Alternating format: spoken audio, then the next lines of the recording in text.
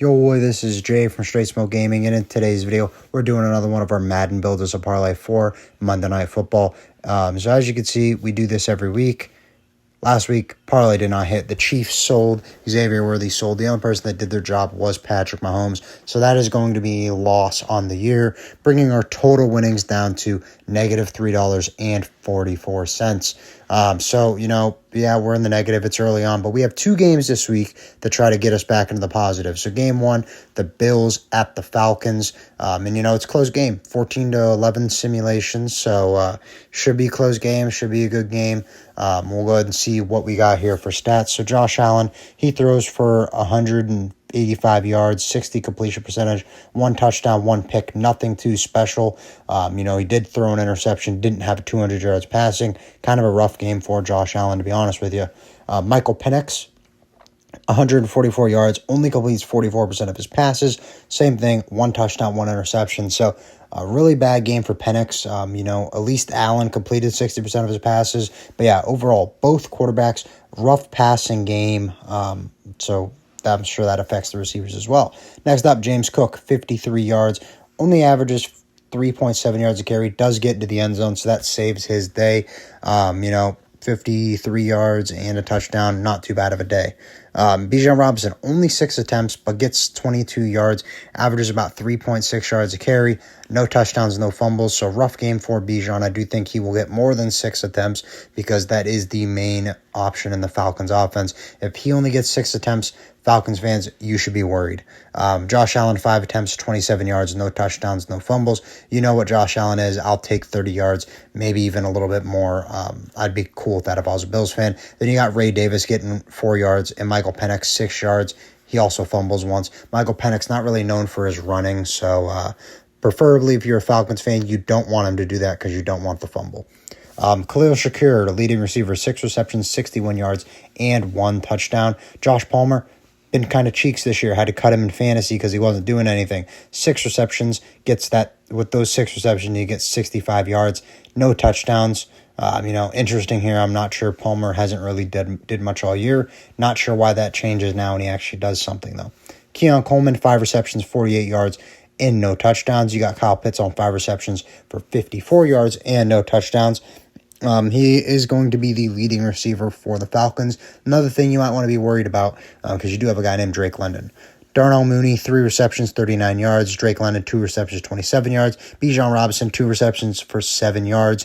Then you got Ray McLeod with 1 reception for 17 yards and gets into the end zone. Ray Davis, 1 reception on 11 yards. So, like I said, receiving stats really weren't that great, but what can you expect? The passing game numbers really weren't that great either. So let's go ahead and see what I can put together. And this is what I was able to come up with. Buffalo Bills money line. I think they're going to end up winning. Khalil Shakir to go over 48.5 receiving yards and Kyle Pitts to go over 40.5 receiving yards. $10 on that pays out $47.22. I like the payout. I honestly like the odds of this happening. I think the Falcons are going to be losing, so they're going to have to pass. So that obviously opens up Kyle Pitts. Khalil Shakir has been actually doing pretty good. So I don't see why he wouldn't be able to hit this line. And if it's a close game, like I'm hoping, that just helps my cases even more. Next up, the second game. Bears at the Commanders, and as you can see, Bears win 17-9. So they cover the spread for sure. So we'll have to see if that's something that we work into our parlay. But overall, stat-wise, Jaden Daniels, 229 yards, 66 completion percentage, no touchdown, no picks.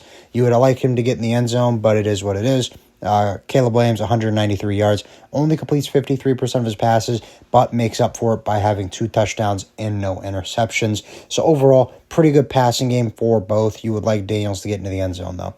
And then you got Little Bill, 11 attempts, 25 yards, only averages 2.2 yards a carry, does also have a fumble, no end zone score.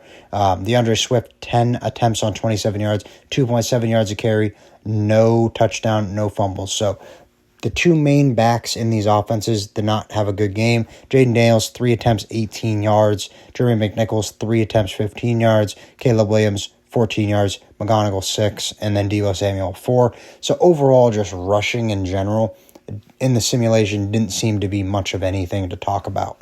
Then on the receiving side, you got Rome Odunze, the main receiver in Chicago, 5 receptions, 72 yards, and a touchdown score. Jalen Lane, the rookie for the Commanders, with no Scary Terry, he might get a boost. 5 receptions on 103 yards. Deebo Samuel, he'll be the one with no Terry. 4 receptions, 68 yards, no touchdown. DJ Moore, 4 receptions, 57 yards, no touchdown. And then we have Luther Burden on 3 receptions, 35 yards, and gets into the end zone. Cole Kmet, 3 receptions, 25 yards. And then Zach Ertz, 2 receptions, 18 yards with no Terry. You're going to be relying on Ertz a little bit more than you normally do. Little Bill, 2 receptions, 27 yards. Noah Brown, 1 reception for 16. And Colston Loveland, 1 reception for 4 yards. Should be an interesting game here. I do think these teams are pretty evenly matched, especially with no Terry McLaurin. So let's go ahead and see what I can put together for a parlay. So Rome Odunze to go over 50 yards. Not worried about that. He's been cooking. He's the main guy in that offense. If anyone's going to do it, I think it'll be him. Deebo Samuel should be the one with no Scary Terry. Should have no problem hitting 50 yards. I mean, he was hitting that ever since the start of the year. And then Bears money line, that's going to be where we make our money. This one, $10 to pay out $46.60. And honestly, I like this one too. I'm not sure why the Bears are such an underdog on FanDuel, but with that being said, with no Scary Terry, I think that evens it out a little bit more. Them coming off a bye just makes sense to me. I think this will be a good game. I think both games should be a good game. I think they both will be good games. I think we're in for a fun night of Monday Night Football. Who doesn't love 2 games on Monday night, especially good ones, teams that are competing? But go ahead, comment down below. Let me know if you guys are tailing any of these parlays. I like them both. I'm hoping they hit because we got to get back into that positive. But when it comes to this video, that's all we got. So if you enjoyed, please remember to like and subscribe for more NFL and Madden content. And we'll see you in the next video. Bye, guys.